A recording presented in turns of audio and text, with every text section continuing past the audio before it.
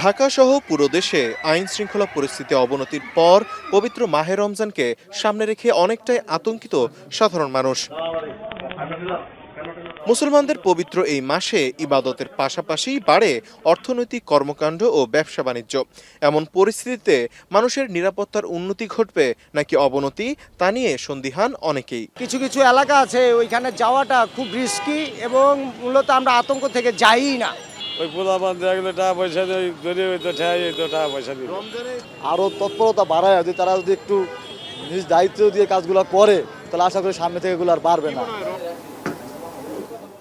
তবে জননিরাপত্তা বাড়াতে সম্প্রতি ব্যাপক হারে বিশেষ অভিযান সহ টহল জোরদার করেছে আইন শৃঙ্খলা বাহিনী। রমজানকে সামনে রেখে জননিরাপত্তা জোরদারে বেশ কিছু বিশেষ পরিকল্পনার কথা জানিয়েছে ডিবি। রমজানের পুরো মাস জুড়ে সাদা পোশাকে বিশেষ অভিযান চালানো সহ গোয়েন্দা কার্যক্রম আরও বাড়ানো হচ্ছে বলেও জানিয়েছেন ডিবির অতিরিক্ত পুলিশ কমিশনার রেজাউল করিম মল্লিক। রোজার সময় মানুষের কর্মযোগ্যতা বাড়ে, বিশেষ করে টাকা পয়সার লেনদেন বেশি হয়। শপিং মল, ব্যাংক, বিমাগুলোতে মানুষের ভিড় বাড়ে। এসব জায়গায় কেউ যাতে নাশকতা না করতে পারে সেই জন্য আমাদের গোয়েন্দা নজরদারি বাড়ানো হচ্ছে।